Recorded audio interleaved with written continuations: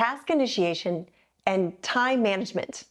They are the two areas that parents tell me their teens with ADHD struggle with the most. I'm going to teach you one technique today called now or never that's going to help train your teen's brain to get stuff done immediately. I'm Annie Adjin. I'm a certified ADHD coach.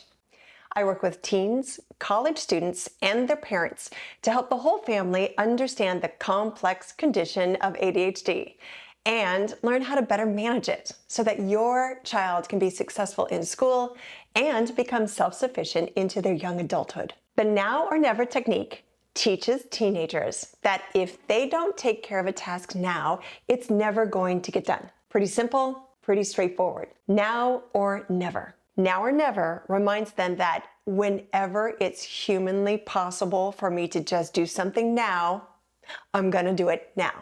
I'm just gonna pound it out. I'm not gonna stop to ponder, do I really wanna do that thing that mom told me to do? Why do I have to do that thing anyway? Maybe I'll sit here for a moment and think about all the other things that I'd rather be doing. Nope, I'm just gonna do it and I'm gonna do it now. The technique of now or never also comes with a secondary tool, and it's called A to F. A stands for action, F stands for feelings. The tool is A to F in that order, not F to A.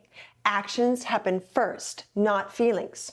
Just like a grading scale in school, A to F. We want all A's first, we don't want F's.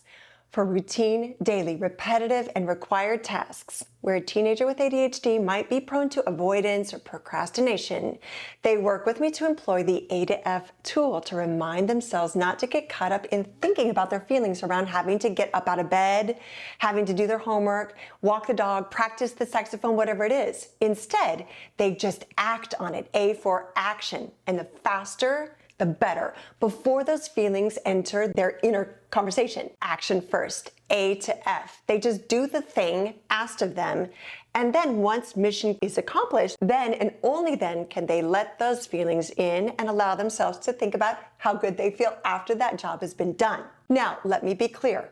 I would never tell a teen to negate or sideline their feelings.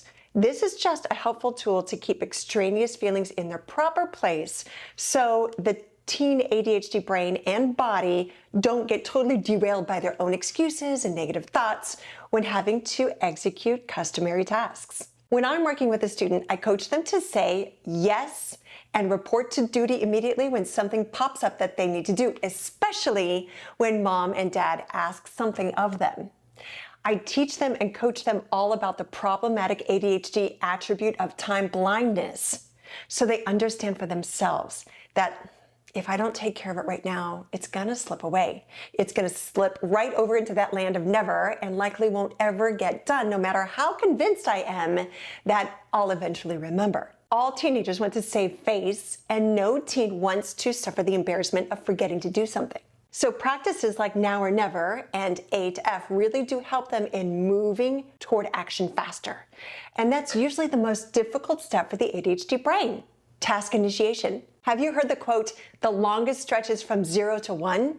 This saying is especially true in ADHD. Just starting is the hardest part. Once they've started working on the thing they're supposed to be working on, then those neurons in the brain are firing correctly, which in turn significantly increases the likelihood that the next executive function in line, which is task completion, is also going to fire correctly.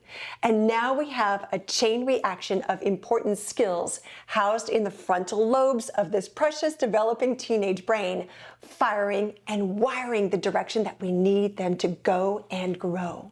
When they practice now or never long enough, the executive function of task initiation gets stronger and more automatic. And that's when your child's self-efficacy gets stronger too. With the help of this now or never technique and tools like A to F, teenagers with ADHD are definitely going to activate more often when they're supposed to and without so much resistance and procrastination. It's what you want, but it's also what they want too. The ADHD brain just doesn't want to exert all that energy because all tasks, easy or hard, require and consume more energy from the ADHD brain than from a neurotypical brain.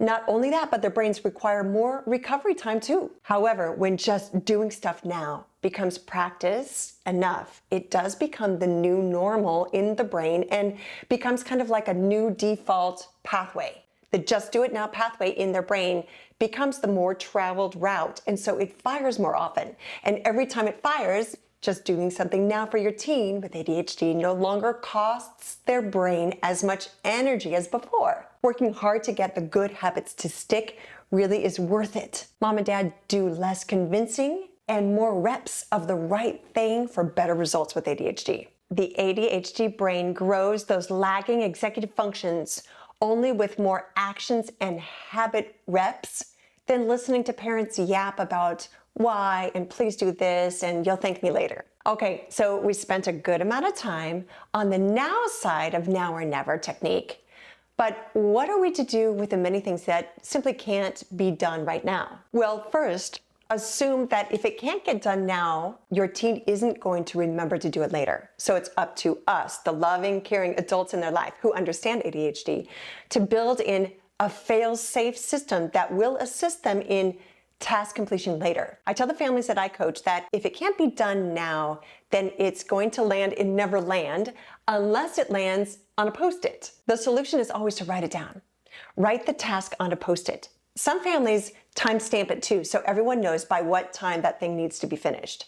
And place that Post-it where you and your teen have designated as the landing pad for Post-it reminders. Now you have a system, or at least the beginning of one. I love the quote from James Clear, the author of the book Atomic Habits. He says, "You don't rise to the level of your goals. Rather, you fail to the level of your systems."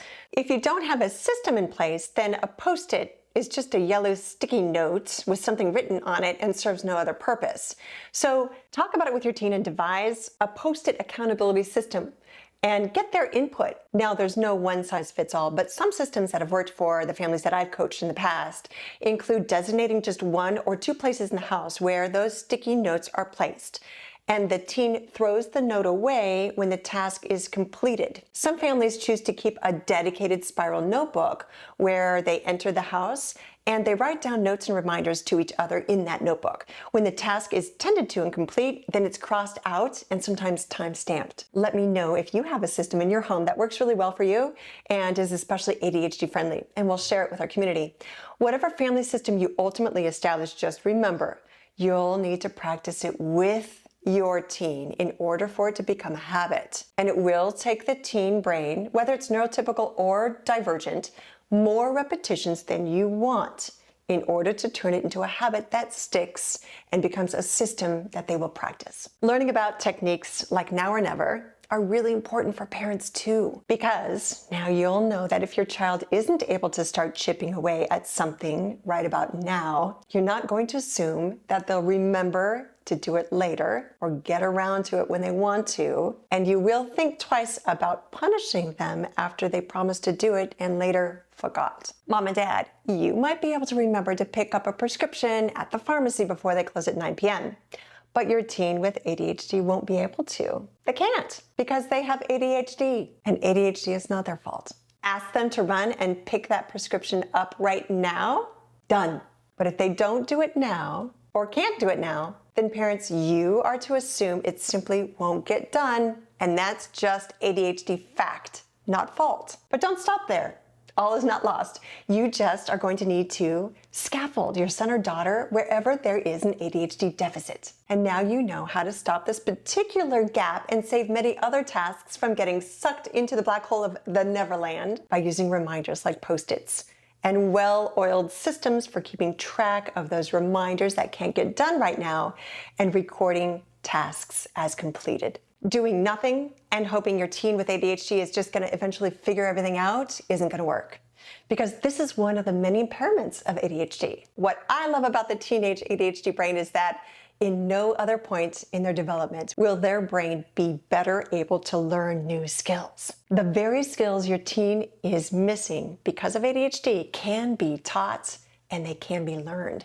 That's why there are certified ADHD coaches like me. We are trained to harness the unparalleled neuroplasticity that is your teen's brain right now and how to mold it and coach it toward habits, systems, through patterns, routines, and strategies that are going to build out those executive functions. Those executive functions are delayed in the ADHD brain by 3 to 5 years. But now parents, you know how to help them emerge as well. I'm Annie Adjen, your ADHD coach, wishing you all A's in this ongoing endeavor of training your teenager's brain for the most optimal growth and fastest emergence of those very important skills.